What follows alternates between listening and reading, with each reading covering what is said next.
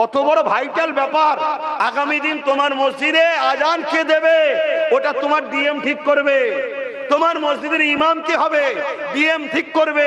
তোমার মসজিদের ফজরের নামাজ কখন হবে ডিএম ঠিক করবে। তোমার মসজিদের আজান হবে কি হবে না, কোন টাইমে হবে কোন টাইম হবে না, ওটা জেলা শাসক করবে। সেই জায়গায় তোমাকে নিয়ে চলে গেল, কিন্তু এই জায়গাটা গেল কেন? মূল গোড়া ধরে কথা বলি। তুমি আমি ধরো 1 কোটি লোক কলকাতায় নেবে বললাম, ধরো 1 কোটি লোক কলকাতায় নেবে বললাম, 8 কোটি লোক নেবে, আন্দোলন কে রুখে দেবে? ও তো আইন হয়ে গেছে। আইন হবার আগে না বলে আলাদা কথা ছিল। আমি 10 বছর ধরে বলছি, এখন করতে পারবে? তবে ও সব ভয় করি না। কেন? যদি ভয় করতাম তাহলে নিজের ভাইটাকে 42 দিন জেল খাটাতাম না। ও কথা আমি না 20। যদি ভয় করতাম তাহলে কথাবার্তা বলা বন্ধ করে দিতাম। না না, ওসব ভয় করিনি, ওসব ভয় করিনি। আমি এতটুকু মনে করি, দুনিয়ায় যদি তুমি কারো জন্য চিল্লাও, সে যদি তোমার সাথে থাকবে, মনে করো আমি যখন আল্লাহর জন্য কথা বলছি, আমার ঈমান আল্লাহ আমার সাথে আছে, এটাই আমার সবচেয়ে বড় পাওনা।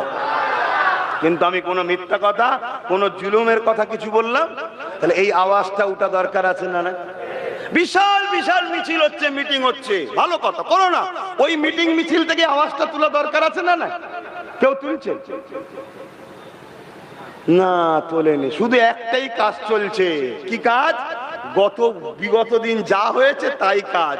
ওকে রুখতে একে দরকার, ওকে রুখতে একে দরকার। আরে বেরিয়ে চলে গেল, এখন আর রুখে কি করবি? এখন আপনি কি করছেন কৃতিত্ব সেটা দেখান। সময় আছে, সময় আছে, দেখার জায়গায় দেখতে হবে। আসুন না, পাঞ্জাব সরকারের মতো একটু 7 দিন। তামিলনাড়ু সরকার মাত্র 5% মুসলমান, তারা যদি কেস করতে পারে, এখানে 35% মুসলমান।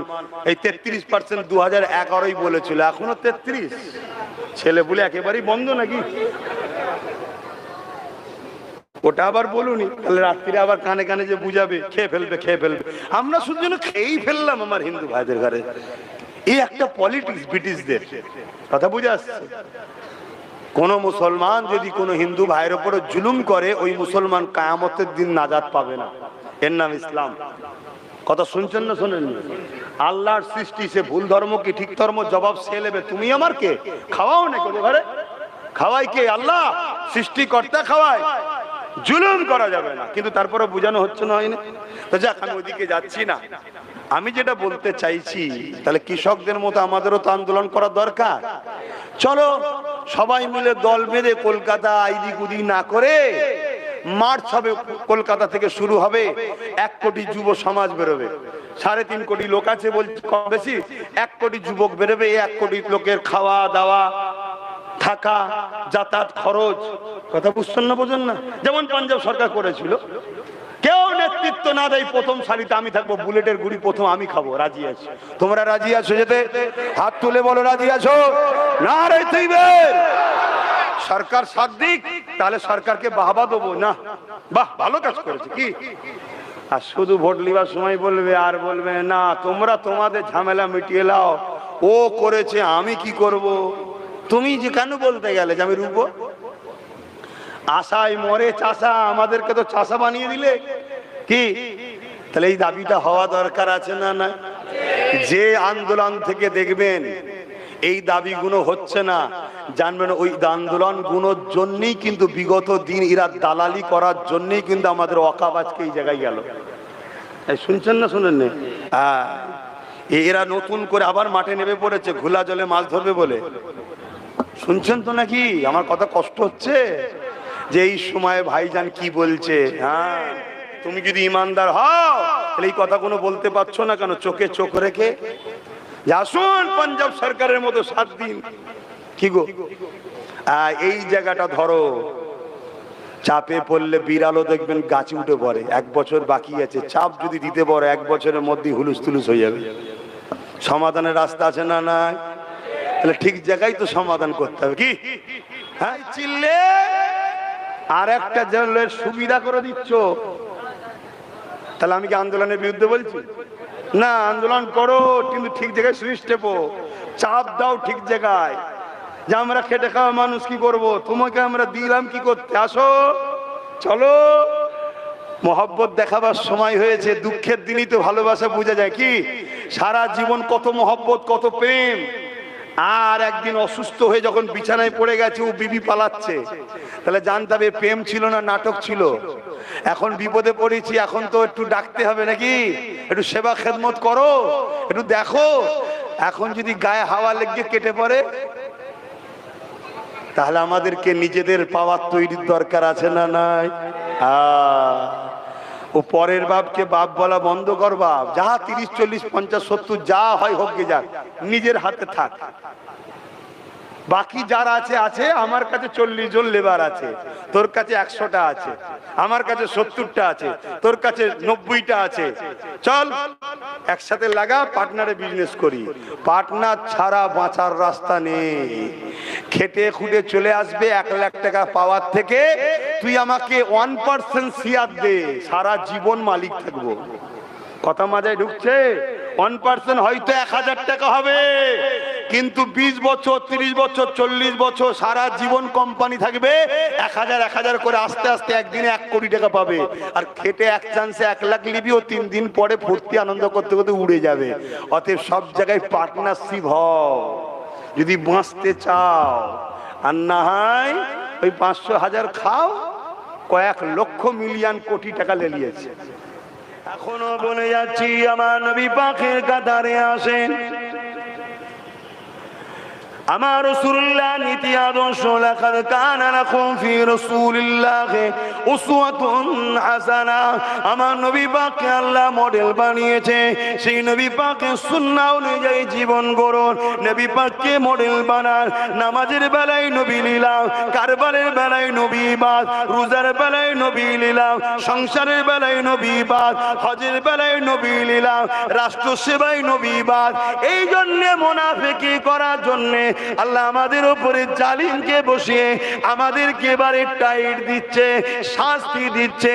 এ যুবকেরা, তরুণেরা, মনে রাখবেন, আল্লাহ আমার নবীকে তোমার আমার জন্য মডেল করেছে। ধর্মনীতি তো নবী দরকার, সমাজনীতি তো নবী দরকার, রাষ্ট্রনীতি তো নবী দরকার, এডুকেশন নীতি তো নবী দরকার, বিজনেস পলিসি তো নবী দরকার, সমাজনীতি, পরিবার নীতি তো নবী দরকার। হাত্তাকে মুসলমান, তুমি আমি যে রাজনীতি করব, এই রাজনীতি তো নবীকে দরকার।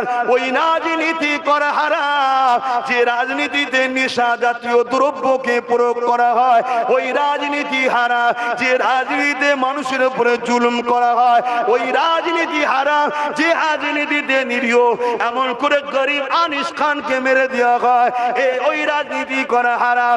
ওই রাজনীতি, যে রাজনীতিতে তিলোত্তমা বোনকে খুন করে মেরে দেওয়া হয়, তার বিচার দেওয়া হবে না, এই রাজনীতি করা ইসলামে জায়েজ নয়।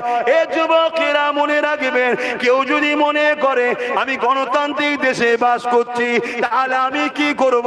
গণতান্ত্রিক দেশে যদি খুনিদের কাজটাও চলতে পারে, চরিত্রহীনদের কাজটাও চলতে পারে, সমাজ বিরোধীদের কাজ চলতে পারে, কেন তোমার আমারটা চলবে না? ইনসাফ কেন চলবে না? ইনসানিয়াত কেন চলবে না? নারীর অধিকার কেন চলবে না? নেশা জাতীয় দ্রব্য বন্ধ করতে হবে, কেন চলবে না? কেন চলবে না ঘুষ বন্ধ? কেন চলবে না লুট বন্ধ? কেন চলবে না আমার দেশে সার্বভৌমত্বের সঙ্গে যদি কেউ গাদ্দারি করে, সঙ্গে সঙ্গে রাজপথে তুলে ফাঁসি দেওয়া হবে। যদি সে মুদি নামে কেউ টাকা নিয়ে পালিয়ে যায়, তাকেও নিয়ে সে ফাঁসি দেওয়া হবে। কেন দেশের সাথে আমার রাসূলুল্লাহর আদর্শ মেনে কেন এইগুলো করা যাবে না? কথা বলে, এখন তো আমার নবীর আদর্শ। দেশের সঙ্গে গাদ্দারীদের মৃত্যুদণ্ড, হ্যাঁ, চোরেরটা চলছে, দুর্নীতিরটা চলছে, খুনিরটা চলছে, ধর্ষণেরটা চলছে, লুটেরাদের চলছে, ঘুষখোরদের চলছে, সবার অনুসরণ চলছে। আর যিনি না হলে দিনার তুলনায় কেউ নেই। সৃষ্টিকর্তা বলছি ইন্নাকা লাআলা খুলুকিন আযীম। আমি বলছি, সৃষ্টিকর্তা বলছে যে সব থেকে উত্তম আদর্শ আলা হলো মুহাম্মদ রাসূল। জোরে বলুন সুবহানাল্লাহ। তার আদর্শ চলবে না কেন? এটা আমাদের দুর্বল, আমাদের দুর্বল। এটা আমাদের উলামাদের এখন দায়িত্ব, আমাদের ইমাম উলামা আলেম মুফতি মৌলানাদের ইমামি দায়িত্ব। তুমি কোন পীর, কোন সিলসিলা, কোন মতদর্শের, তোমার পীর, তোমার উস্তাদ, তোমার শায়েখ তোমার কাছে থাক। দেশকে শান্তি ফিরাবার জন্য, দেশের হিন্দু, মুসলিম, দলিত, আদিবাসী সর্বধর্মের গরিব মানুষের অধিকার ফিরাবার জন্য, মানুষকে বাঁচাবার জন্য, ন্যায় বিচার প্রতিষ্ঠিত করার জন্য সমস্ত উলামাদেরকে রাজনীতি আসা ফরজ হয়ে গেছে। জানি না আমার বলা ভুল, কেউ আবার সমালোচনা করবেন কিনা। ফরজ মানে একেবারে জরুরি হয়ে গেছে। কথা মাথায় ঢুকছে না, ঢোকে না? কেন? উলামারাই পারে অন্যায় মিটাতে, উলামারাই পারে। কেন? যাদের অন্তরে আল্লাহর ভয় আছে তারা কখনো ঘুষ খাবে না, যাদের অন্তরে আল্লাহর ভয় আছে তারা কখনো চিটিংবাজি করবে না, যাদের অন্তরে আল্লাহর ভয় আছে তারা কখনো রেপকে সাপোর্ট করবে না, যাদের অন্তরে আল্লাহর ভয় আছে তারা কখনো মাতৃভূমি শুয়ে গাদ্দারি করতে। আজকে কি হচ্ছে সমাজে? তুমি আমি তো কোন রকম ভাবে গোলে মেলে নাই চলে গেলাম, তোমার আমার বাচ্চা কোনোর কি হবে ভেবে দেখেছো? তাই বলে যাচ্ছি, সমাজকে পরিবর্তন করার নাম ইসলাম, জুলুমকে খতম করার নাম ইসলাম, সন্ত্রাস মুক্ত পরিবেশ তৈরি করার নাম ইসলাম, দেশের সার্বভৌমত্বকে নিরাপদে রাখার নাম ইসলাম। শুধু দাড়ি টুপি নামাজ রোজার নাম ইসলাম নয়, এগুলোর নাম ইসলাম। আর হাতটাকে চ্যালেঞ্জ দিয়ে বলছি, দাড়ি টুপি নামাজ রোজার অনেক আগে হলো অন্যায় মিটিয়ে ন্যায়কে প্রতিষ্ঠিত করার নাম ইসলাম। জোরে বলুন সুবহানাল্লাহ। আমার নবী মেরাজ থেকে নামাজ এনেছে, আমার নবী মেরাজ থেকে রোজা এনেছে, আর আমার নবী মেরাজে গেছে 621-এ, আর 610-এ নবী দিনের দাওয়াত শুরু করেছে, নবুয়াতের এলান করেছে। এই 11 বছর নবী কি করেছিল? এই 11 বছর ধরে প্রত্যেকটা জালিম হুকুমতের কাছ থেকে মানুষ জাতি, কে মুসলিম কে হিন্দু নবী দেখে নেই, কে মূর্তি পূজা করে, কে আগুন পূজা করে, কে শিখ, কে পাঞ্জাবি, কে কি বলে ইহুদি, কে খ্রিস্টান, ওটা নবী দেখে নেই। আল্লাহর সৃষ্টিগুলোকে বাঁচাবার জন্য নবী জালিমদের বিরুদ্ধে, মজলুমদের দাসত্ব শিকল ভেঙে তাদেরকে নাদেরকে জ্যান্ত পুঁতে দেওয়া হতো, নবী বন্ধ করেছে। মায়ের সঙ্গে নোংরা কাজ হতো, নবী বন্ধ করেছে। বাপের উপর জুলুম হতো, রাসূল বন্ধ করেছে। নবীর এই 11 বছরের দিনটা করবে কে বলেন? এই 11 বছরের দিনটা আমরা ছেড়ে দিয়েছি। এই 11 বছরের দিন করতে গিয়ে, নবী গরিবদের মুখে হাসি ফুটাতে গিয়ে, মজলুমদের ঘরে বাঁচাতে গিয়ে, সমাজে শান্তি প্রতিষ্ঠিত করতে গিয়ে, সমাজ বিরোধীদের বিরুদ্ধে, সন্ত্রাসের বিরুদ্ধে নবী বদরে যুদ্ধ করেছে, খাইবারে করেছে, ওহুদে করেছে। আজও যদি সমাজের সন্ত্রাস, গুন্ডা, জালিম, অত্যাচারীদের হাত থেকে মানুষ জাতিকে বাঁচাবার জন্য যুদ্ধ যদি করতে হয়, যুদ্ধ করতে হবে, তবেই তুমি মুসলমান, তবেই তুমি নবীর উম্মত। গরিব খেতে পাচ্ছে না, ক্ষুধার্ত মানুষ কাঁদছে, এতিম কাঁদছে, বিধবার উপরে অত্যাচার হচ্ছে, নারী অভাবের জন্য বাপ বিয়ে দিতে পারছে না, ওই নারী সমাজে দেহ বিক্রি করছে। আর দেহ বিক্রিকে যারা লাইসেন্স দিচ্ছে তাদের পিছনে দাঁড়িয়ে তুমি মোল্লা মৌলভী সাহেব মুসলমান দাবি করছো, তাদের পিছনে দাঁড়িয়ে তুমি বলছো আমি উম্মতে মুহাম্মাদি জান্নাতে যাব। নারী হলো মায়ের জাত, এদেরকে বাঁচাবার নাম ইসলাম। জোরে বলুন সুবহানাল্লাহ, আরো চিৎকার দিয়ে বলুন সুবহানাল্লাহ। আমার আজ হয়তো সবার পছন্দ নাও হতে পারে, কিন্তু কিছু করার নেই বাপ। আপনাকে খুশি করা আমার কাজ নয়, আমার কাজ হলো আল্লাহকে খুশি করার জন্য আপনাকে সঠিক রাস্তা দেখানো। নিবার হয় নেবেন, না নিবার হয় আমার কিচ্ছু করার নেই। কেন? আমার সৃষ্টিকর্তা কাছে আমায় ফিরে যেতে হবে, তিনি আমার জান কবজ করে নেবে, আমায় ফিরে যেতে হবে। সুম্মা নুফিকা উখরা ফাইযা হুম কিয়ামুন ইয়ানজিরুন, আবার সিংগাই ফু দিয়া হবে, আমাকে ময়দানে মাশরে দাঁড়াতে হবে, হিসাব দিতে হবে। সময় কই, সময় তো নেই, হু করে চলে যাচ্ছে। হিসাব দিতে হবে। আমার আব্বা জান, আমার ভাইয়েরা, আমার মায়েরা, আমি একটা শেষ কথা বলবো। মাইয়ুস ইসলামে কুফরি বলা হয়। মাইয়ুস হওয়া ইসলামে কি? কুফরি। যা যা যা যা যা যা সব শেষ হয়ে গেল রে, ওয়াকাফ হয়ে গেল, বিল করল রে, আর কিছু করার নেই। আর এই মাইয়ুস হওয়াটা হলো জয় বলেন কুফরি। ইসলামে বলছে কুফরি। কিয়ামতের দিনে ধরুন কি বলে সিংগাই ফু দেওয়া হয়েছে, আসমানের তারাগুলো ঝরে ঝরে পড়ছে, আসমানগুলো ভেঙে পড়ছে, তারা পাহাড়গুলো তুলোর মতো উঠবে, জানেন তো নাকি? ইজা জুলজিলাতিল আরদু জিলজালা সব হবে। আমি ওইদিকে যাচ্ছি না, বড় বড় ভূমিকম্প হবে। আর হবে এই ভূমিকম্প নয়, বিরাট বিরাট ভূমিকম্প হবে। 3টে সব থেকে বড় ভূমিকম্প হবে, তার মধ্যে একটার মধ্যে আমরা আছি, আবার বীজখানে আছি, বুঝতে পারছেন তো নাকি? কবে কি হয় দেখি। যাই হোক, মোমেনের হলেও কি আর না হলেও কি, মোমেনের টেনশন, মোমেনের একটাই চিন্তা, আল্লাহ তুমি রাজি তো, তোমার হাবিব রাজি তো, ব্যাস আলহামদুলিল্লাহ, আর কিছু টেনশন মোমেনের থাকে না। কথা বুঝে আছে? এই রাজি করার জন্য মোমেন কোনোদিন অন্যায়কে আশ্রয় দেয় না, আর জালিমকে কখনো ভয়ও করে না। তো যাই হোক, কি কথা বলছি, কি কথা বলছিলেন যেন? হ্যাঁ, এই বিশাল সবকিছু ধ্বংস হবে, আর তোমার হাতে একটা গাছ আছে, প্ল্যান্ট বা ট্রি তোমার গাছে একটা আছে, ছোট চারা হয়তো। তুমি যদি মনে করো পৃথিবী তো ধ্বংস হয়ে যাচ্ছে, এই গাছটা লেগে কি করব? ইসলাম ওটাকে ইজাজত দেয় না, ওটা কুফরি করা হবে। তুমি হতাশা হয়ে গেলে না, তোমার ডিউটি হলো গাছ লাগানো। বাঁচবে কি বাঁচবে না ওটা তোমার ডিউটি নয়, ওটা হলো সৃষ্টিকর্তার কুদরতি হাতে আছে। কথা মাঝে ঢুকছে না? ঢোকে না? অত আইন হয়ে গেছে কি হবে না, না না না না, তোমাকে হকের পক্ষে দেশের সর্বধর্মের মানুষকে ভালোবাসা দিয়ে, কারো ক্ষতি করে না। কারণ আমাদের লড়াই কি হিন্দুদের সাথে নাকি? এই আদিবাসী, সাঁওতাল, বাগদি, খ্রিস্টান, দেশবাসীর সাথে লড়াই না। আমাদের বিরুদ্ধে, সংবিধানের বিরুদ্ধে আমাদেরকে যে কষ্ট দিয়েছে, সে দুটো অন্যায় করেছে। এক, আমাদের উপর জুলুম করেছে, দ্বিতীয়, আমাদের উপর জুলুম করার থেকেও বড় জুলুম, আমার দেশের লাখো মানুষের রক্তে শহীদ হওয়া ভারত, সেই ডাক্তার বাবা সাহেব আম্বেদকরের সংবিধানকে মিটাতে চেয়েছে। কথা মাথায় ঢুকছে? আবার বলছি, কথা মাথায় ঢুকছে তো নাকি? হ্যাঁ, সংবিধানের অস্ত্র যতদিন তোমার হাতে থাকবে, জেনে রেখে দিও, ততদিন তুমি ভারতবর্ষের যে কোনো কোণাতে তুমি কিন্তু মাথা তুলে থাকতে পারবে। আর সংবিধানের অস্ত্র যেদিন শেষ হয়ে যাবে, মাত্র 10% লোক ভারতে মাথা তুলে থাকবে, বাকি 90% লোকই তো দাস দাসী হবে। মুসলমান কি 90% নাকি? তাহলে বাকি কারা? বুঝতে পারছেন তো নাকি? হ্যাঁ, বাকি সবাই এমনি তো দেখুন না, ফুটপাতে, রাস্তার ধারে ইদিক উদিক থাকারও ঠিক নেই, আর নেই। কেন? ওরা কি অপরাধ করেছে? গরিব নাকি আমার দেশ? হ্যাঁ, আমার দেশ অর্ধেক পৃথিবীকে খাওয়ায়। আমার দেশ কি বলুন? অর্ধেক পৃথিবীকে আমার দেশ সবজি দেয়, খাদ্য দেয়। তাহলে আমার দেশ গরিব নাকি? এটা আমাদের গর্ব হওয়া দরকার, ঠিক না বেটি? কিন্তু দুর্ভাগ্য, মাথায় সব বসে আছে। কথা মাথায় ঢুকছে না? ঢোকে না? একটা দেশের, আমার দেশ এত নিরাপত্তার সাথে থাকে, একটা দেশ থেকে সামান্য জিনিস বাইরে চলে যেতে পারে না, বড় বড় মানুষগুলো বাইরে পালাচ্ছে। সেটিং না থাকলে পালাই কি করে? কথা কিছু বুঝতে পারছেন তো নাকি? হ্যাঁ, তো সেই জায়গাতে ভাই মায়ুস হলে হবে না, আন্দোলন করতে হবে, আইনের অস্ত্র দ্বারা আইনকে কাটতে হবে।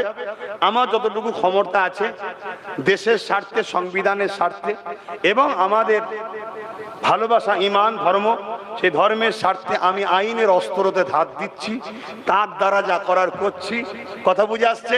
দ্বিতীয় নম্বর, যেখানে আমি যাচ্ছি, যাকে পাচ্ছি, আগে প্রথম বুঝাচ্ছি যে আন্দোলন করতে হবে।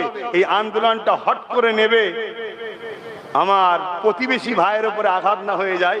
কারণ নবী বলেছে যে প্রতিবেশীকে ভালোবাসে না, সে নবী, আমার নবী, আমার উম্মত নয়।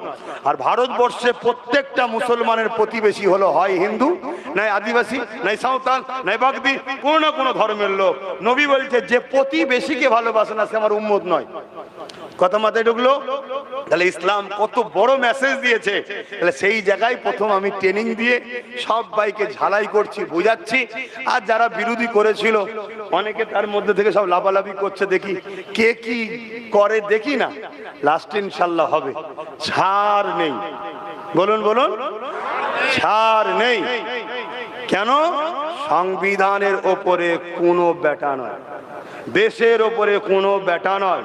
তোমার পীরের বেটা হতে পারি আমি, আমিও দেশ ও সংবিধানের ওপরে না। না না না, এটা অনেক রক্তের বিনিময়ে দেশটা স্বাধীন হয়েছে। তার মধ্যে মুসলমানও আছে, হিন্দু আছে, শিখ আছে, পাঞ্জাবি আছে, আদিবাসী আছে, ভিন্ন ধর্মের আছে। সবাই আমরা ভাই ভাই, বাপ আদম মা হাওয়ার ছেলে। হ্যাঁ, আমার ধর্ম ইসলাম, কারো ধর্ম অন্য কিছু, সে তার ধর্ম, তার উৎসবকে নিয়ে থাকবে। ওটা নিয়ে আমার মাথা ব্যথাও নয়, বাধাও নয়, আলোচনাও নয়। কিন্তু আমি আমার ধর্ম, আমার উৎসব গেলে চলবো। কিন্তু এর পরে বাইরে যখন বেরোবো, সমাজ নীতিতে, কি বলে, সমাজ নীতিতে, পরিবেশ নীতিতে, প্রতিবেশী নীতিতে, মানববন্ধন নীতিতে আমরা সবাই কিন্তু আল্লাহর সৃষ্টি, বাপ আদম মা হাওয়ার ছেলে মেয়ে, মিলে মিশে থাকবো, কারবার করব, ব্যবসা করব, একে অপরকে সহযোগিতা করব। এটা আমাদের দায়িত্ব। কিছুদিন আগে একজন বলছিল বিশেষ একটা ধর্মের ভাইদেরকে, মুসলমানদের সঙ্গে তোমরা মিশবে না। শুনেছেন না শোনেননি? ওকে ইমিডিয়েটলি অ্যারেস্ট করা দরকার ছিল, কিন্তু অ্যারেস্ট হবে না। কেন? এই জন্য অ্যারেস্ট হবে না, ওদের বাপ দাদুরা সব প্রশাসনকে কন্ট্রোল করে। কথা মাথায় ঢুকছে না ঢুকে না? আর আমরা কি বলবো? সবাই মিলে মিশে থাকো, এদের চক্রান্তে পরে ভাগ হওনি, আমাদের বাড়ি নোটিশ আসবে। কেন? ভাগ না হলে ব্রিটিশের যেমন লাভ ছিল না, এদেরও লাভ নাই। মুসলিম উম্মাহ, তোমরা যখন কোনো বিপদে পড়বে, কোনো মুসিবতে পড়বে, কোন জটিলতার মধ্যে জড়িয়ে যাবে, সব দিকটা যখন তোমরা দেখছো বিপদ, রেহাইয়ের রাস্তা নাই, মনে রেখে দিও এর কারণ হলো হুজুরের উপরে মহব্বত কমে গেছে, তাই আল্লাহ তোমাদের উপরে নারাজ হয়ে শাস্তি পাঠিয়েছে। গাছের পাতা খোদার বিনা হুকুমে লড়ে, তাহলে পৃথিবীতে যা কিছু ঘটছে খোদার হুকুম আছে না নাই? কোন দেশের মাথায় যদি কেউ বসে, এতে খোদার হুকুম আছে না নাই? ফেরাউন যে রাজা হয়েছিল, এটাও খোদার হুকুমে হয়েছিল না খোদার বিনা হুকুমে? নমরুদ, কথা বলেন, হুকুমে। তাহলে আজ যখন দেখছি আমরা চারিদিকে বিপদ, ইমাম গাজ্জালি হুজুরের কথা হচ্ছে আমাদের জন্য শাস্তি এসেছে। কারণ কি? নবীর মোহাব্বত আমাদের কাছে, আদব আমাদের কাছে কমেছে। শুনছেন তো? হুজুরকে জিজ্ঞাসা করা হচ্ছে, হুজুর তাহলে নবীর মোহাব্বত ও আদব বাড়বে কি করে? ইমাম গাজ্জালি হুজুর বললেন দুটো কথা। একটা হলো দরুদ বেশি বেশি করে পড়ো, জোরে বলুন সুবহানাল্লাহ। আজ আমরা শুনতে পাই দরুদ পড়তেও অনেকে নাকি নিষেধ করে, কিন্তু ইমাম গাজ্জালি বলছেন দরুদ বেশি করে পড়ো। আর দয়ান নবী বলছেন যারা বেশি করে দরুদ পড়ে তারা আমাকে ভালোবাসে, জোরে বলুন সুবহানাল্লাহ। দ্বিতীয় নম্বর হলো নবীর জীবনী পড়ো, বলুন সুবহানাল্লাহ। ইমাম গাজ্জালি হুজুরকে জিজ্ঞেস করা হচ্ছে, হুজুর যদি জীবনী পড়তে না পারে? তখন হুজুর বলছেন সেই সকল উলামাদের সোহবতে উঠা বসা করো যাদের কাছে গেলে তারা তোমাদেরকে নবীর জীবনী সিরাত শোনাবে, জোরে বলুন সুবহানাল্লাহ। কিছু বুঝলেন? তাহলে আজকে বুকে হাত দিয়ে বলুন, আমরা বালার মধ্যে, বিপদের মধ্যে, মুসিবতের মধ্যে আছি না নাই? এর কারণ একটাই, মসজিদ বেড়েছে, নামাজিও বেড়েছে, দাড়িও বেড়েছে, টুপিও বেড়েছে, দোকান বোরখার কোরআনের কিতাবের বেড়েছে, রোজাদারও বেড়েছে, আজান দিবার সুন্দর সুন্দর আজান মুয়াজ্জিনও বেড়েছে, সবটাই বেড়েছে। ভালো করে দেখো, সিদ্দিক আকবরের মতো নবীর প্রেমিকের সংখ্যা কমেছে, ফারুক আজমের মতো, উসমান গনির মতো, মৌলা আলীর মতো নবীর প্রেমিকের সংখ্যা কমেছে, সুলতানে হিন্দ আতায়ে রসুল মুঈনুদ্দিন আজমিরি হুজুরের মতো নবীর প্রেমিক কমেছে, বেরেলিদের পীর সাহেব আলা হযরত আহমদ রেজা খান বেরলুবি, দেওবন্দীদের পীর সাহেব হাজী ইমদাদুল্লাহ মুহাজির মক্কি, আমাদের পীর সাহেব মুর্শিদে আলা মুজাদ্দিদ জামান দাদা হুজুর পীর কেবলা, ইনাদের মতো নবীর চাহনেওয়ালা, নবীকে ফলো করনেওয়ালা, নবীর মোহাব্বতের সংখ্যা কমেছে না বেড়েছে? তাই আমরা শাস্তি ভোগ করছি। এ থেকে উদ্ধার হবার উপায়, নবীর প্রেম ও আদব বাড়াতে হবে। আর নবীর প্রেম ও আদব বাড়ার রাস্তা দুটো, দরুদ বেশি বেশি আর নবীর জীবনী পড়া বা শোনা। মনে রাখবেন, আল্লাহ নবী সাহাবাদের হুজুরদের বলেছেন প্রত্যেকটা গার্জেনের দায়িত্ব সন্তানকে 3টে শিক্ষা দিতেই হবে। কটা? যদি না দেয় কিয়ামত দিন ওই গার্জেন আল্লাহর দরবারে ধরা পড়বে।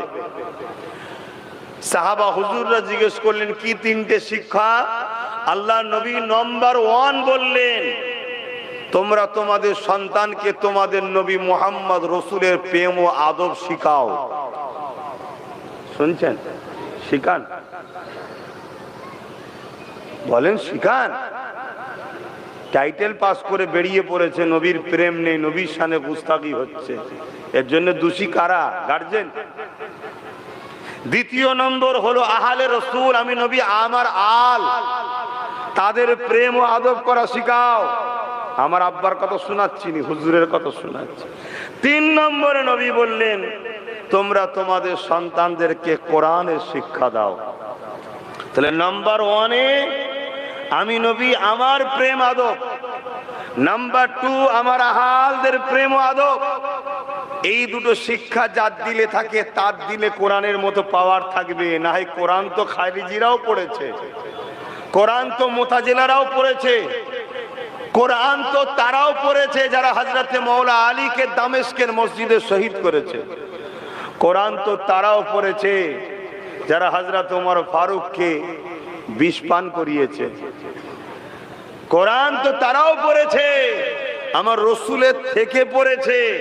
রাইসুল মুনাফিক আব্দুল্লাহ ইবনে উবাই, মুখ ভর্তি দাড়ি ছিল, বড় টুপি পাগড়ি বড় জুব্বা, নবী ইমামতি করতেন। আব্দুল্লাহ ইবনে উবাই নবী ইক্তেদা করে নামাজ পড়তেন। নবী হজে যেতেন, আব্দুল্লাহ ইবনে উবাই নবীর সাথে হজ করেছে। নবী জিহাদে গেছে, আব্দুল্লাহ ইবনে উবাইও গেছে। নবী কোরআন শিখাতেন, আব্দুল্লাহ ইবনে উবাই নবীর দরবারে বসে নবীর কাছে কোরআন শিখেছে।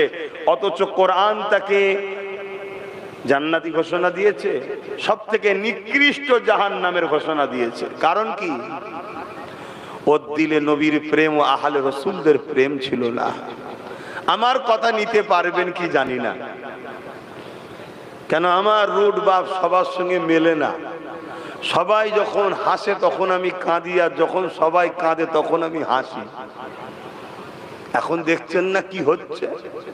সব মাথায় হাত দিয়ে বসে পড়েছে, কি হবে কি হবে কি হবে কি হবে। তুমি আজকে যেটা ভাবছো কি হবে, 10 বছর আগে থেকে আমি ভাবছি কি হবে।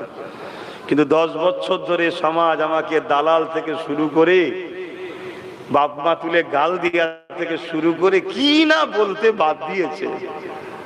কি করেছে না করেনি, এখন হাত কেটে গেছে। এবারে কি হবে কি হবে। আমি বলেছিলাম আগে লোহার গ্লাভস পরেলে তারপরে তুই কাজে লাগ, দেখবি হাত নষ্ট হবে না। তো যাক, এরপরও বলবো ভুল যদি ভাঙে ভাঙার মতো ভাঙো, নাই ছিলে করাতে এবারে নিয়ে যে চুলোই না ফেলে দেয়। বুঝতে পারছেন তো আজ নাকি? এতদিন ছিলাম কোথায়? চুলোই, চুলোতে ছিলাম। ওয়াকাফটা খেলো আমাদের নামে ছিল। পাগলামি যদি হয়ে যায়, ভুলভাল যদি হয়ে যায়, একদম পুরো চুলোই কি বলে কড়াতে, সরি কড়াতে ছিলাম, একদম ডাইরেক্ট চুলোতে পড়তে হবে। আর চুলোই ফেলার পরিকল্পনা অলরেডি হচ্ছে, অলরেডি হচ্ছে। কেন আন্দোলনের নামে যে অসভ্যতা হচ্ছে, আমার ভয় হচ্ছে রাষ্ট্রপতি শাসন না হয়ে যায়। শুনছেন না শোনেন? আর এটা প্ল্যান মাফিকই করা হচ্ছে রাষ্ট্রপতি শাসন করার। বললেই তো খারাপ হয়ে যাব। রাষ্ট্রপতি শাসন করার জন্য আমাদের মতো মুসলমানদের একদল রয়েছে যাদেরকে নাবানো হয়েছে। তোরা না নেবে, শান্ত আন্দোলনের ভেতরে ঢুকে ফিতনা লাগা। সব আন্দোলনকে খারাপ বলছি না, আন্দোলনের উদ্দেশ্য ভালো, কিন্তু ফিতনা করানো হচ্ছে কেন? তখনই আওয়াজ উঠবে, রুকা যাচ্ছে না, রাষ্ট্রপতি শাসন দরকার। আর রাষ্ট্রপতি শাসন না হলে যে হনুমান ঢুকতে চাইছে ঢুকতে পারবে না।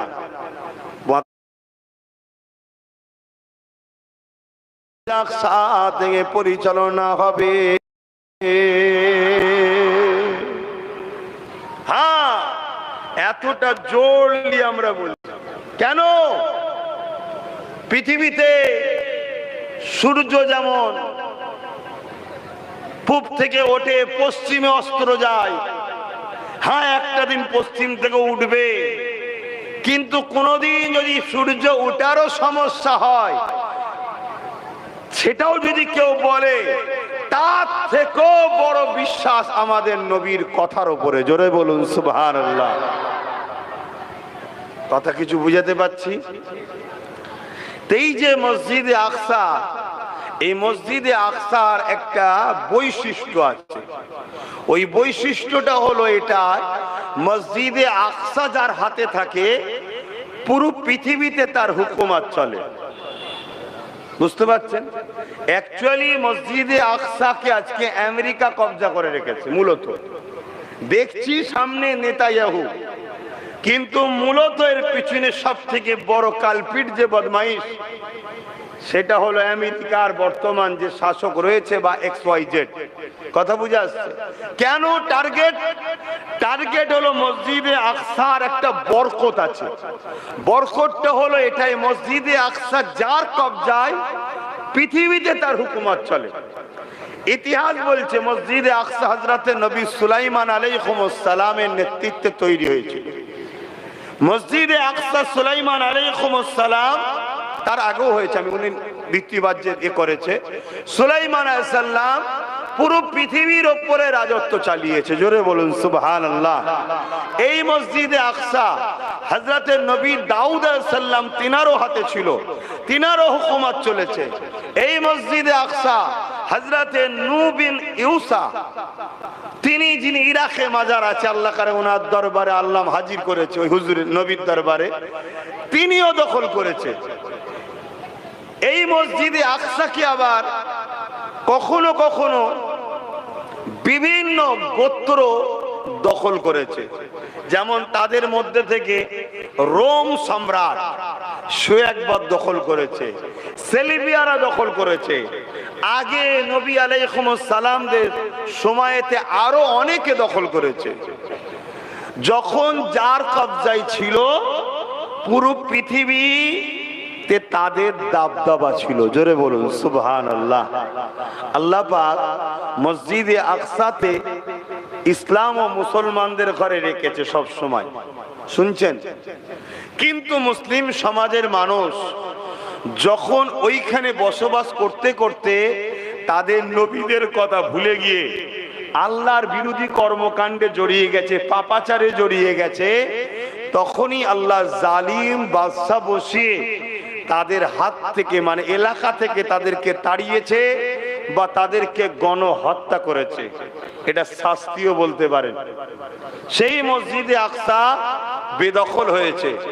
গুটিগত মানুষ যারা বেঁচে ছিল, ইমানদার সলিড, তারা আল্লাহর কাছে নিজেদের তওবা করেছে যে আল্লাহ আমাদের ভুল যা হয়েছে ক্ষমা চাইছি, আপনি আমাদের জন্য কোন লিডার নেতৃত্ব পাঠান যার বরকতে আমরা মসজিদে আকসাকে ফিরে পাই।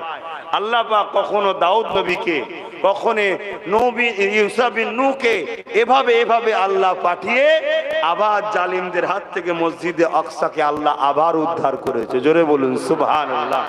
তাহলে কি বুঝলাম? আমাদের ঐতিহ্য, আমাদের সম্মান, আমাদের শান, আমাদের যখনই লুণ্ঠিত হয়েছে, যখনই আমরা আল্লাহ ভোলা হয়েছি, আমরা যখন দিনের বাইরে চলে গেছি, তখনই আল্লাহ জালিম হুকুমত দ্বারা আমাদেরকে লাঞ্ছিত, বলুন, মানে শাস্তি দিয়েছে। যখনই আমরা এই ভুলটা বুঝতে পেরে তওবা করে পরিবর্তন হয়েছি, তখনই কিন্তু আল্লাহ আমাদেরকে আবার সাহায্য করেছে। ঠিক এইভাবে হযরতে আমিরুল মুমিনিন খলিফাতুল মুসলিমিন হযরত ওমর ফারুক হুজুরের সময়তে, হুজুরের নেতৃত্বে আল্লাহ পাক ছিলেন। তরুণেরা, মসজিদে আকসা চতুর্দিকে মানুষ বসবাস করে, শান্তি মনোরম পরিবেশ তৈরি হয়েছে। মানুষ নিরাপদে বসবাস করতে লেগেছে, আল্লাহ দাসত্ব করতে লেগেছে, ইনসাফ করতে লেগেছে, ইনসানিয়াত করতে লেগেছে, বড়দের সম্মান ছোটদের স্নেহ, এক কথায় মানুষগুলো ইসলামের উপরে জীবন যাপন করতে লেগেছে। 100 বছর যায়, 200 বছর যায়, 300 বছর যায়, এভাবে কয়েকশো বছর কেটে যাবার পর আবার ওই মানুষগুলো আস্তে আস্তে তাদের নতুন জেনারেশন ছেলেপুলে যখন এসলো, তারা আল্লাহ দাসত্ব থেকে গাফলতি হয়ে গেল, তারা নামাজ থেকে দূরে সরে গেল, নবীর মোহাব্বত থেকে দূরে সরে গেল, নবীর সুন্নাত থেকে দূরে সরে গেল, তারা হিংসা করা শুরু করলো, বেইনসাফি করা শুরু করলো, মদ নারী নেশার পিছনে আসক্ত হলো, দুনিয়ার লোভ লালসায় জড়িয়ে গেল। আমার আল্লাহ সেলিবিয়াদের শক্তিশালী করে দিল, তাদের অন্তর থেকে, সেলিবিয়াদের অন্তর থেকে মুসলমানদের ভয়কে উঠিয়ে দিল। সেলিবিয়াদের আক্রমণেতে ওই মসজিদে আকসা আবার পরাজিত হয়ে গেল। এইভাবে মুসলমানদেরকে কচুকাটা করলো, মুসলমানদের উপরে অনেক জুলুম অত্যাচার করলো। মুসলমানদের মধ্যে থেকে যারা বেঁচে ছিল তারা তাদের ভুলটা বুঝতে পেরে আল্লাহ দরবারে রুকু দিতে লাগলো, সিজদা দিতে লাগলো, তওবা ইস্তেগফার করতে লাগলো, দয়ার নবীর ওসিলা দিয়ে ক্ষমা চাইতে লাগলো। আল্লাহ তাদের দোয়াকে কবুল করে নিয়ে ওই সময়তে একটা সন্তান আল্লাহ দুনিয়ায় পাঠালেন, যার নাম হলো সালাউদ্দিন আইয়ুবী। আস্তে আস্তে বড় হলেন, 7 বছর বা 9 বছর বয়স, বাজারে গেছে চাচার সাথে। একটা ব্যক্তি খুব সুন্দর একটা কারুকার্যওয়ালা মসজিদের মেম্বার তৈরি করেছিল। আমি একটু আলোচনা করছি বর্তমান পরিস্থিতিকে সামনে রেখে, আপনারা শুনছেন তো নাকি? এটা ইতিহাস বলছি, সেই ইতিহাস আপনাদেরকে জানতে হবে। ইতিহাস কেন ঘটে, নিউ জেনারেশন যাতে ইতিহাস থেকে শিক্ষা পায়। যদি ইতিহাস না জানার প্রয়োজন না থাকে, ইতিহাসের যদি গুরুত্ব না থাকে, তাহলে আমার আল্লাহ কোরআনে কি দরকার ছিল? কোরআনকে যদি 4 পার্টে ভাগ করা যায়, 4 হিস্সায়, 3 হিস্সা হলো পূর্বের নবীদের জীবন ইতিহাস আল্লাহ শুনিয়েছে। জোরে বলুন সুবহানাল্লাহ। কেন? ইতিহাস থেকে জ্ঞান পাওয়া যায়। আর ওই জাতি খুব শীঘ্রই ধ্বংস হবে যে জাতি তার ভবিষ্যৎ নিয়ে ভাবে না। আমার নবী পাক সাল্লাল্লাহু আলাইহি সাল্লাম আজকে যা ঘটছে 1450-1500 বছর আগে সাহাবাদেরকে বক্তব্য দিয়ে গেছে না, যায় না? কেন দিয়েছিল নবী? সেই সময় তো ঘটেনি না। নবী আগামী কিয়ামত পর্যন্ত যা উম্মার উপরে হবে তার সব কিছু গাইডলাইন দিয়ে গেছে, নবী ছেড়ে দিয়ে বসে আছে। এজন্য আজ আমাদের দুর্দশা। আছে কোথায় আমাদের কাছে নবী? নবীর আলোচনাই নাই। সমাজের বুকে লাখো কোটি মাহফিল হচ্ছে, বড় বড় তাফসীরুল কোরআনের মাহফিল হচ্ছে, আমার নবীর আজমাত নিয়ে, আমার নবীর শান নিয়ে, আমার নবীর মাকাম নিয়ে, আমার নবীর রিফাত নিয়ে, আমার নবীর মেরাজ নিয়ে, আমার নবীর খতমে নবুয়াত নিয়ে, আমার নবীর রিসালাত নিয়ে, আমার নবীর কি বলে নুরিয়াত নিয়ে, আমার নবীর এই বিষয়গুলো সমাজের কাছে আলোচনাই হয় না। অথচ রাসূল হলো ঈমান। আর নামাজ, রোজা, দাড়ি, টুপি, হজ, যাকাত, মসজিদ, মাদ্রাসা, কোরআন তেলাওয়াত, দান খায়রাত করে, এগুলো সব আমল। নবী হলো চাকরি, বাকিগুলো হলো সব ডিউটি। চাকরি নেই, ডিউটি করে মরছি আমরা। এজন্যই তো আজকে আমাদের দুর্দশা। আসো, সমাধান নেই কি বলেছে? সব সমস্যার সমাধান আছে। এক মঈনুদ্দিন আজমিরিকে পুরো জালিমরা মিলে চেয়েছিল রুকার।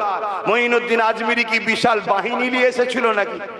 কথা বলেন, বিশাল বাহিনী নিয়ে এসেছিল না। মঈনুদ্দিন আজমিরি কি নিয়ে এসেছিল?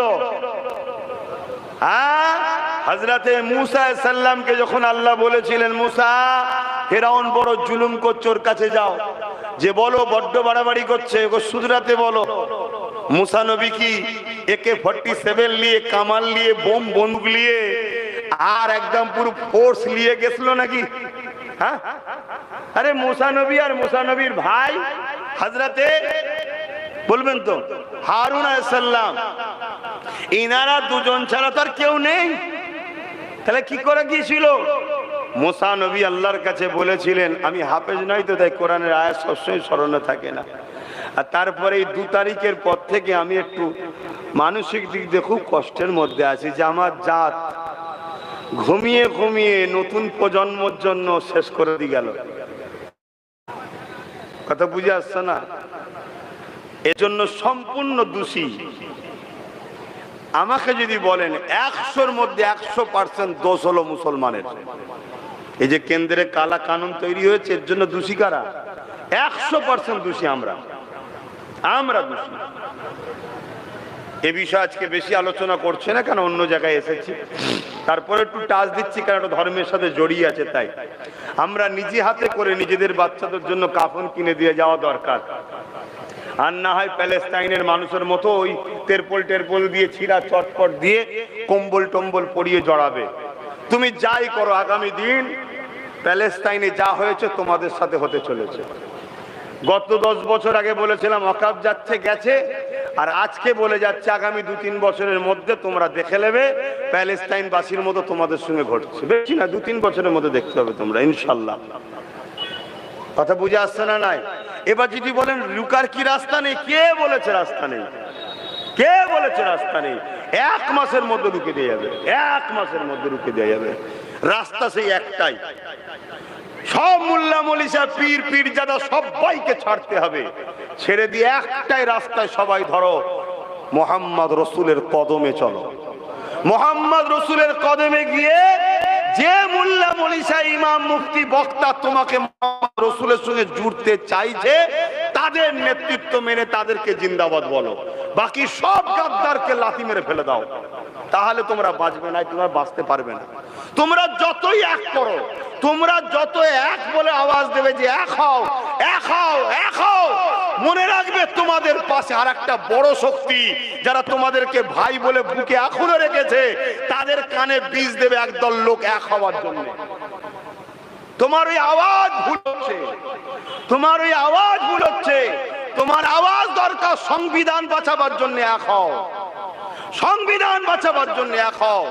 ওয়াকাফ যেমন একটা অন্যায় করে বিল করেছে, তার থেকেও একটা বড় অন্যায় হচ্ছে সংবিধান বিরোধী হয়েছে। কথা মাথায় ঢুকছে না? ঢুকছে না। এখন মোল্লাদের আমার কথা শুনে কি মনে হবে? তোমার কাছে মসজিদের থেকে ওয়াকাফ সংবিধান আগে, মাদ্রাসার থেকে সংবিধান আগে। তুই তো মাথা মোটা গোশ খাওয়া মাথা, এজন্য তোর মাথায় আমার কথা ঢুকবে না। তোর কথা আমার কথা তোর মাথায় ঢুকবে না। মসজিদ যে ভারতবর্ষের জল জল করে মাথা তুলে আজও দাঁড়িয়ে আছে, এটা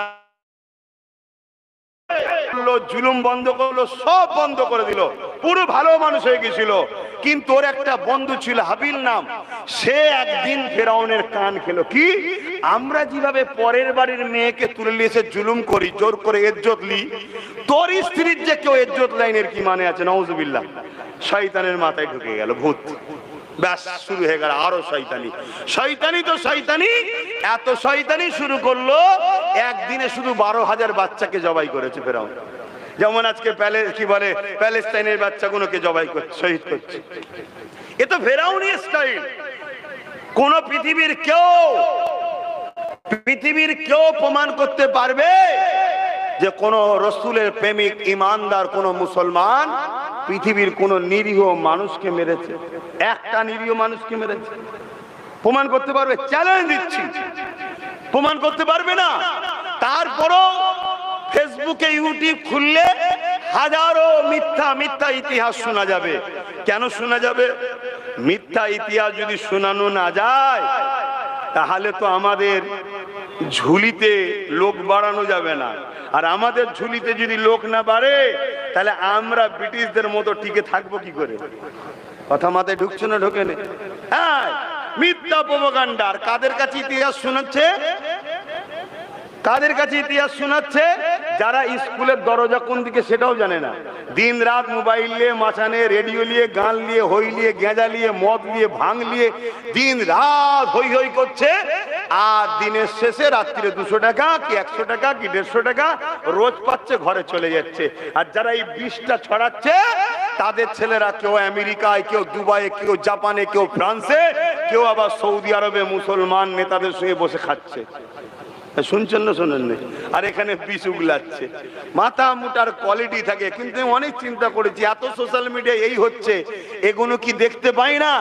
আমি অনেক রিসার্চ করে আমার মাথায় একটা উত্তর ঢুকেছে, যে শরীরটা তৈরি করেছে সৃষ্টিকর্তা, এই শরীরে সিস্টেম কিছু আছে।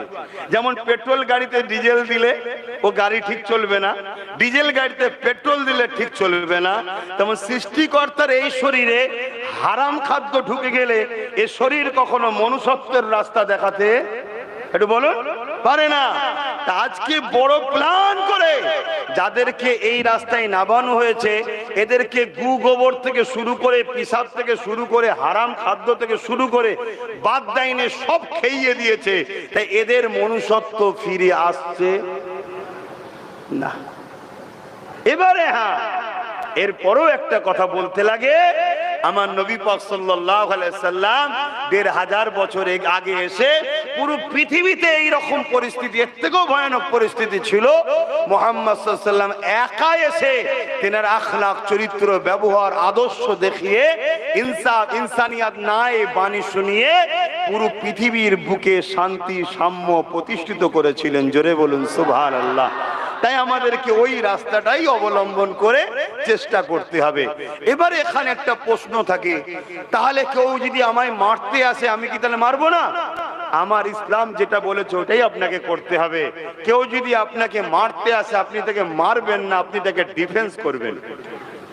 ডিফেন্স করতে গিয়ে তার যদি ধর থেকে কল্লা আলাদা হয়ে যায়, ওটাকে মারা বলে না, ওটাকে নিজেকে রক্ষা করা বলা, যেটা আমার দেশের সংবিধানও রাইট দিয়েছে। কিন্তু আজকে যদি আপনি সেই লাইনে না গিয়ে আপনি রাস্তায় কাউকে দাঁড় করিয়ে, কারো বাসেতে তার ধর্মীয় একটা কোনো পতাকা থাকবে, সেটাকে আপনি ভিড়, তাহলে আমাদের জন্য গ্যাসের দাম বেড়েছে, 13 টাকা ওষুধে মুসলমানদের জন্য বেড়েছে, 2 টাকা করে পেট্রোল মুসলমানদের জন্য, এটা শুধু মুসলমানদের। মুসলমান গ্যাস নিলে 50 টাকা বেশি দিয়ে নিতে হবে, মুসলমান তেল নিলে 2 টাকা বেশি দিতে হবে, মুসলমান ওষুধ নিলে 13 টাকা বেশি দিতে হবে। জানেন তো নাকি? আচ্ছা, জানেন না? 50 টাকা গ্যাসে বেড়েছে, জানেন তো? শুধুমাত্র মুসলমানদের জন্য বেড়েছে। তুমি জানো না, খালি গায়ে ভুল বকছো। ঠিক বলছো, সবার জন্য বেড়েছে 50 টাকা। হ্যাঁ, ও লাগাও, ভাই ভাই ঘুষি করো না, করো, খেলাখেলি করো, ভাই ভাই মারপিট করো, আর ওইদিকে উনি দাম বেরিয়েই যাচ্ছে, বেরিয়েই যাচ্ছে, যা খুশি তাই করছে, আর এইদিকে আমরা দুমদাম করেই যাচ্ছি। খুব মাথা ঠান্ডা করে কাজ করেন। আমি বলছি না আন্দোলন করতে হবে না, আন্দোলন দেশ করতে বলেছে, কেন করবেন না? আন্দোলন সংবিধান করতে বলেছে, কেন করবেন না? কিন্তু আন্দোলন করতে গেলে কিছু প্রসেসিং আছে। সর্বপ্রথম প্রসেসিং হলো, আইন যখন হয়ে যায় কোনো জিনিস, সেটাকে কাটতে গেলে আইনের অস্ত্র দিয়ে কাটতে হবে, তাই তো নাকি গো? তা আপনাদের সবাই মিলে ধরুন আমাকে হুজুর বানিয়েছেন, বুঝাবার জন্য বলছি, হুজুর আবার শখ নেই, কেন হুজুরদের কিয়ামত দিন যেমন সম্মানও আছে, মারও বেশি হবে। এই জানেন তো নাকি? হুজুর মলি সাহেবদের কিয়ামতে মারও বেশি, আবার সম্মানও বেশি। যদি ঠিক লাইনে হুজুরের শিষ্য থাকে তাহলে সম্মান পাবে, আর শিষ্য যদি ভুলভাল করে ফেলে, ওই মৌলানা হুজুরকে কিয়ামত দিন ধরবে আল্লাহ, তোর মুরিদ তোর শিষ্য ভুল করেছে কেন, জবাব দে। হালুয়া রুটি খাওয়া, মুরগির রান খাওয়া শখ মিটে যাবে। তো যাই হোক, আমি যেটা বলতে চাইছি, ধরুন আপনারা সবাই মিলে আমাকে হুজুর বানিয়েছেন, বোঝাবার জন্য বলছি। এখন কোনো সমস্যা যদি একটা মশলা নিয়ে আসে, তাহলে আপনারা সবাই মিলে সেই মশলার ফতোয়া দেবেন না হুজুরকে বলবেন? আচ্ছা বলেন, মৌলানাকে বলবেন যাকে বানিয়েছে, তুমি ফতোয়া দাও। তা ধরুন আমরা সবাই মিলে একজনকে নেতা বানিয়েছি, আর কোনো সমস্যায় যখন পড়বো, আমরা তো নেতাকে বলবো তুমি সমাধান করো, ঠিক না বেটি?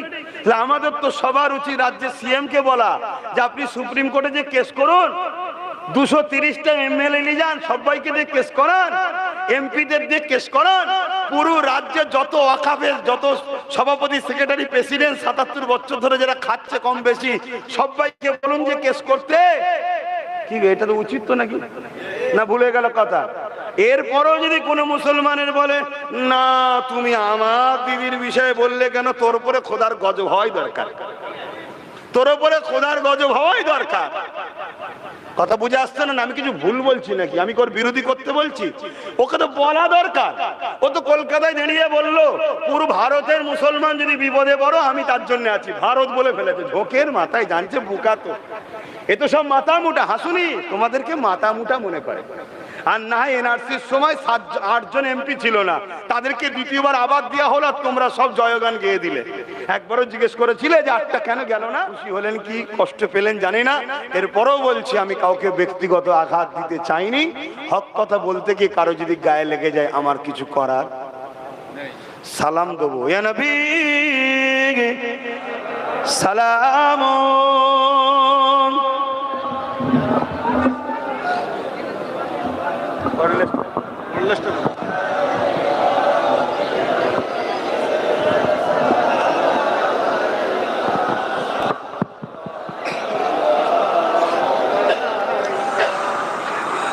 এই যে দাঁড়িয়ে সালাম দিই আমরা, এ নিয়ে আমাদের সমাজে একটা মতনৈক্য আছে না? না, এই মতনৈক্য সমাধান দরকার।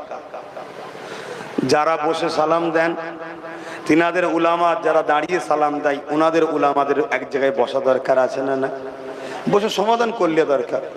তবে আমাদের যিনি মুর্শিদ কেবলা মুজাদ্দেদ জামান দাদা হুজুর বলেছেন, বাবা আমি আবু বকর নবীকে দাঁড়িয়ে সালাম দিই, যদি কেউ বসে সালাম দেয় তাকে তোমরা জোর করে টানাটানি করবে না, তাকে তোমরা জুলুম করবে না। আমি দিই, আমাকে যারা ভালোবাসো তোমরা দেবে।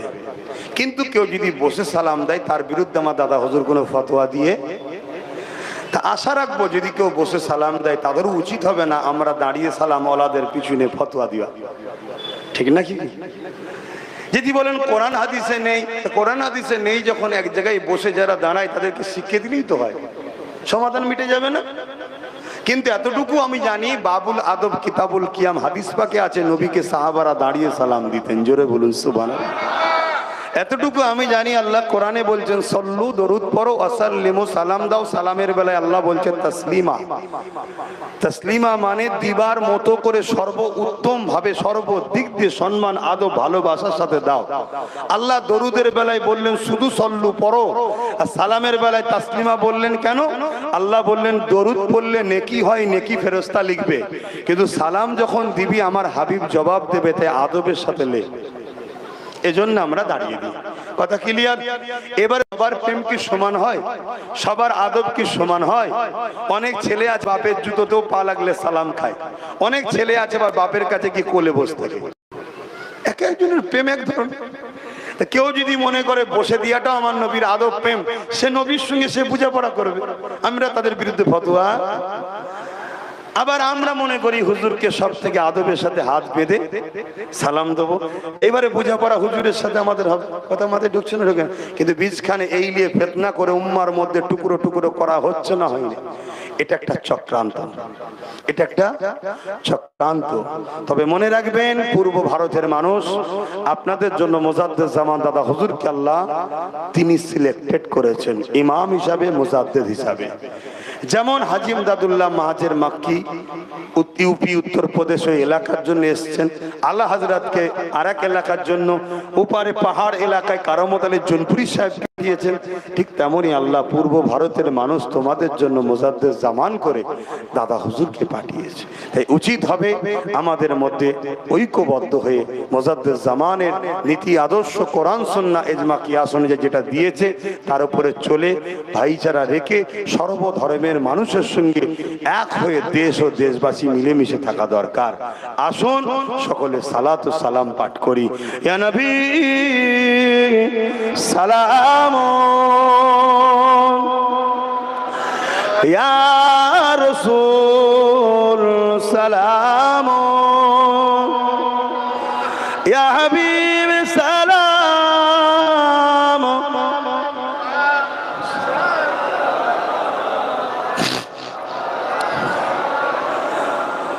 কঠিন হাসরের দিনে কি আছে মোদের কপালে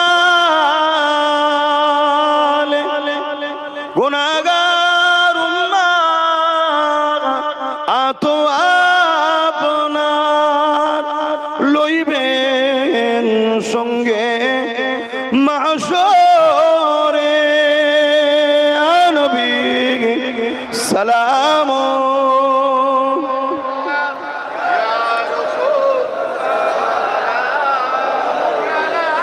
ইয়া হাবিব সালাম